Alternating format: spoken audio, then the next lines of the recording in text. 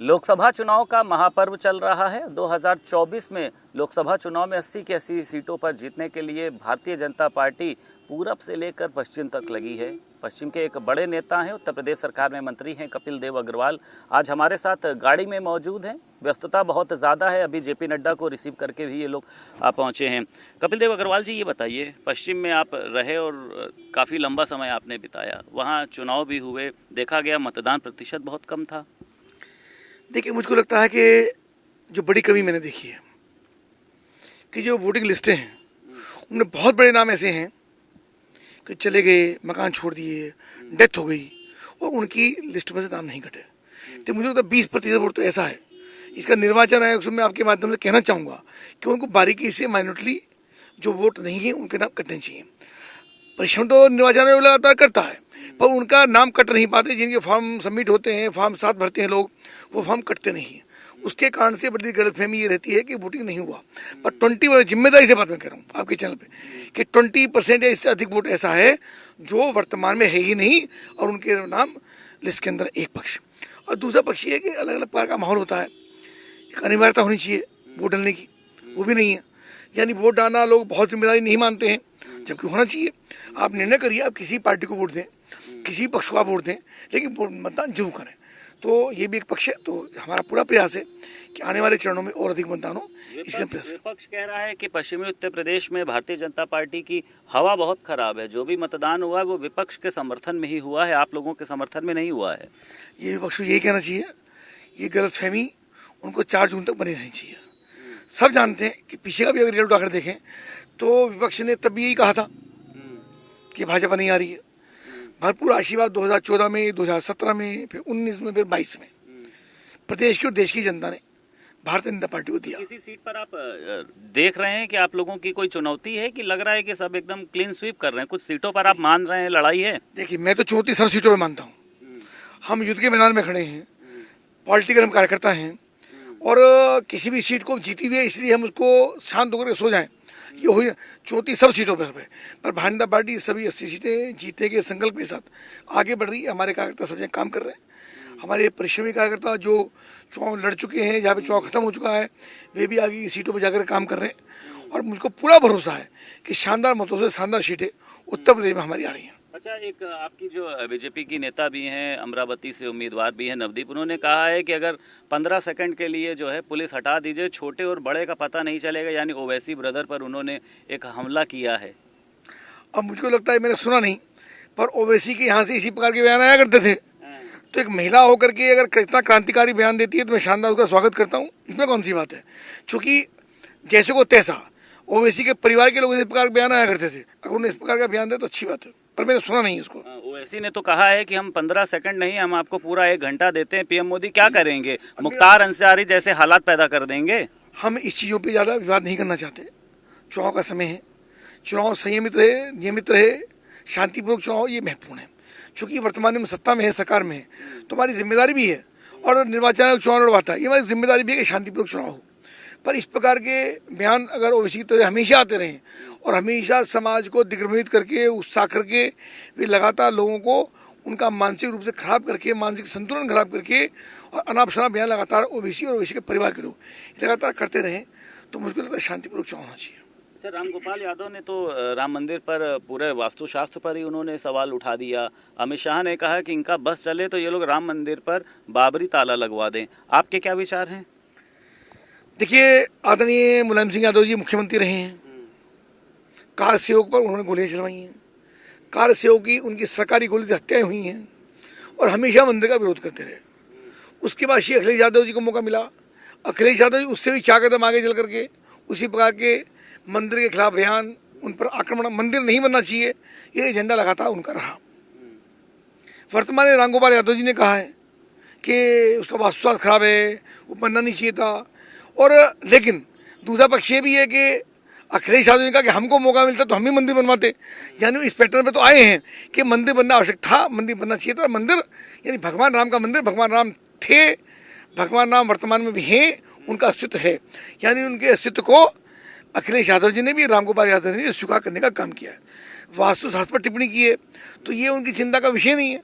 पहले जाएं, मत्था टेकें, भगवान उनको आशीर्वाद देंगे और मुझको लगता है कि उनको सद्बुद्धि भगवान दे, चाहे रामगोपाल यादव जी हों, चाहे अखिलेश यादव जी हों।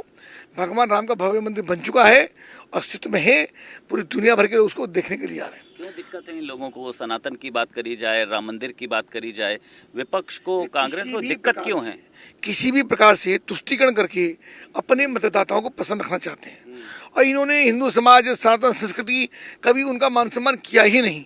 हमेशा दुत्कारते रहे, हमेशा शोषण करते रहे। और समाजवादी पार्टी की शासन में सनातन संस्कृति का भी अपमान हुआ है, सनातन धर्म का भी अपमान हुआ है, और हिंदू धर्म का भी अपमान लगातार हुआ है, हिंदुओं का भी अपमान हुआ है। और मुस्लिम को प्रसन्न करने के लिए कुछ भी किसी भी हद तक जा सकते हैं, ऐसा लगातार करते हैं। शिवपाल यादव ने आरोप लगाया है कि भाजपा जो है वो वोट नहीं डालने दे रही है। बदायूं में किस तरीके से आप लोगों ने कैप्चरिंग करने का काम किया है, आप किस तरीके से देखते? ऐसी तो कहीं शिकायत नहीं आई है, सब लोग देखिए, चुनाव निर्वाचन आयोग कराता है चुनाव कोई, और सरकारी तंत्र तो उसमें केवल मदद करने का काम करता है। अगर उनको किसी प्रकार की शिकायत है तो शिकायत करनी चाहिए कि बयानबाजी से कुछ होगा नहीं, सब लोग वोट डालें। पूरे प्रदेश के अंदर कहीं भी किसी प्रकार की हिंसा की घटना अभी तक नहीं हुई, सब चीज नियंत्रित है। कोई मारपीट की घटना, ये बड़ी बात है। मुझको लगता है कि हमारे मुख्यमंत्री का भी एक तरीके से मैं धन्यवाद करूंगा कि उनके शासन में किसी प्रकार का ऐसा काम नहीं हो रहा है जो उपद्रव हों, झगड़े हों, गोलीबारी हो, और निर्वाचन आयोग तो अपना काम शानदार तरीके से कर ही रहा है। राहुल गांधी रायबरेली से चुनाव लड़ रहे हैं, उन्हीं के एक प्रतिनिधि हैं KL शर्मा, वो अमेठी से चुनाव लड़ रहे हैं। क्या लग रहा है ये दोनों सीटें जो हैं आपके पास रहेंगी? हालांकि एक सीट आपके पास है अभी। वर्तमान में श्रीमती स्मृति ईरानी हमारी सांसद हैं अमेठी से, और अमेठी से पिछली बार राहुल गांधी चुनाव हारे। तो देखिए, चुनाव हारना जीतना कोई बड़ी बात नहीं है। श्रीमती इंदिरा गांधी चुनाव हारी है, श्री अटल बिहारी वाजपेयी चुनाव हारे हैं। तो चुनाव हारना भी नेताओं का श्रृंगार होता है, लड़ना महत्वपूर्ण होता है, पर आप चुनाव मैदान छोड़ करके भाग जाए। छत्रपति शिवाजी का हम इसलिए सम्मान करते हैं कि शिवाजी ने लगातार संघर्ष करते रहे, और उन्होंने औरंगजेब के सामने सरेंडर नहीं किया, उनके सामने संघर्ष करते। महाराणा प्रताप का सम्मान हम इसलिए करते हैं, उनकी प्रतिमाएं हर चौराहे पर, हर जनपद में, पूरे हिंदुस्तान में आपको लगी मिलेंगी कि उन्होंने जो है लगातार अकबर के सामने सरेंडर नहीं किया, घास की रोटियां खाना मंजूर किया, जंगल में रहना मजबूर किया, लेकिन उसके सामने आत्मसमर्पण करने का काम नहीं किया। और झांसी की रानी और बहुत सारे हमारे क्रांतिकारी लोग हैं। तो श्री राहुल गांधी तो मैदान छोड़ के भागे, आत्मसमर्पण कर दिया। मैं तो उनको कहूँगा रणछोड़ है वो, और उन्होंने मैदान छोड़ कर भागे, डर करके भागे। उनको डर के नहीं भागना चाहिए था, वहीं पर ही चुनाव लड़ना चाहिए था। हार हो जीत हो ये बात की बात है, जनता तय करती है। पर आप मैदान छोड़ कर रायबरेली चले जाए, वो रायबरेली के अंदर भी हारेंगे और अमेठी भी हम जीतेंगे। अच्छा, ये बताइए, बहुजन समाज पार्टी की जो सुप्रीमो है मायावती, हालांकि उनकी पार्टी का विषय है, आकाश आनंद को उन्होंने हटाया। विपक्ष ने बहुत ज्यादा घेरा और कहा कि आकाश आनंद ने जब से बीजेपी को घेरने का प्रयास किया तब से भाजपा डर गई और मायावती पर दबाव बनाया कि इसको हटाओ, नहीं तो फिर जो है हम कार्रवाई कर देंगे। तो बीजेपी के डर से हटाया है? ये तो हमको नहीं लगता, पर मायावती जी संवेदनशील नेता हैं, अच्छी नेता हैं। पहले भी उन्होंने, मैंने देखा कि मुझको याद है कि पहले भी उन्होंने कई मंत्रियों को अपराध के मामले में, अन्य प्रकार के मामलों में हटाया। और आनंद ने जिस प्रकार की टिप्पणियां की, भारतीय जनता पार्टी की बहुत ही घिनौनी टिप्पणी की, मैं उसकी चर्चा आपके चैनल पर नहीं करना चाहता। अब शब्द उन्होंने इस्तेमाल किए, तो किसी भी राजनीतिक व्यक्ति के लिए राजनीतिक प्रतिद्वंद्विता, प्रतिस्पर्धा अलग चीज़ें हैं, पर अब इतने एक्सट्रीम हो जाएं कि हमको यही ना पता रहे वो क्या बोलना है, तो जो उन्होंने अपरिपक्व शब्द इस्तेमाल किया है, तो मुझको लगता है कि आनंद अपरिपक्व शब्द रहे, व्यक्ति रहे, और उतना शानदार तरीके से अपनी पार्टी को हैंडल नहीं कर पाए। बहुत जल्दी मायावती जी को उसके ऊपर कार्रवाई करनी पड़ी, तो मुझको लगता है उनका निर्णय ठीक है। तो आपको लग रहा है कि 80 सीटें जो है भारतीय जनता पार्टी इस बार कमल खिलाने जा रही है? निश्चित रूप से। आप किससे तुलना मोदी जी करेंगे? देखिए, प्राइम मिनिस्टर का चुनाव, मैं कोई वैसी लफाजेबाजी नहीं कर रहा हूँ। प्राइम मिनिस्टर का चुनाव है, ये गली का, वार्ड का और प्रधानी का चुनाव नहीं है। प्रधानमंत्री लोगों को तय करना है। जो पार्टियां 273 MP भी नहीं लड़ा पा रही, वो प्रधानमंत्री बनने का सपना देंगी। क्या श्री राहुल गांधी की तुलना आप नरेंद्र मोदी से कर सकते हो? किसकी तुलना आप करो? प्रधानमंत्री लोग किसको चुनेंगे? लोगों के सामने सवाल ये है कि हम मोदी के खिलाफ अगर वोट भी करें, अगर करें तो किसको वोट दें? वो अपना वोट जाके किसको देंगे? राहुल गांधी, समाजवादी पार्टी के लोग, बसपा के लोग, ये प्राइम मिनिस्टर के रूप में किसको वोट देंगे? अभी को मालूम नहीं है प्राइम मिनिस्टर कौन बनेगा। ये भानुमति का कुनबा, भगवान न करे ऐसा हुआ तो भानुमति का कुनबा बढ़ेगा, जो 10 दिन चल नहीं पाएगा। 10 दिन के अंदर का भंडा फूट जाएगा। तो जनता तय कर चुकी है कि नरेंद्र मोदी ही, देखिए, चाहे देश की GDP हो, चाहे सुरक्षा हो, चाहे आंतरिक सुरक्षा हो, चाहे बाह्य सुरक्षा हो, चाहे गरीबों की कल्याणकारी योजनाएं हों, उन्हें सब के लिए जितने तरीके से एक जिम्मेदारी। और मैं एक बात और कहूँगा आपके चैनल पे कि मोदी जी के प्रति और मुख्यमंत्री योगी आदित्यनाथ जी के प्रति एक जनता विश्वास कायम हुआ। ये बड़ी बात होती है कि प्रधानमंत्री और मुख्यमंत्री के प्रति जनता का विश्वास कायम हुआ। आज जनता प्रधानमंत्री जी पर और मुख्यमंत्री पर विश्वास कर रही है।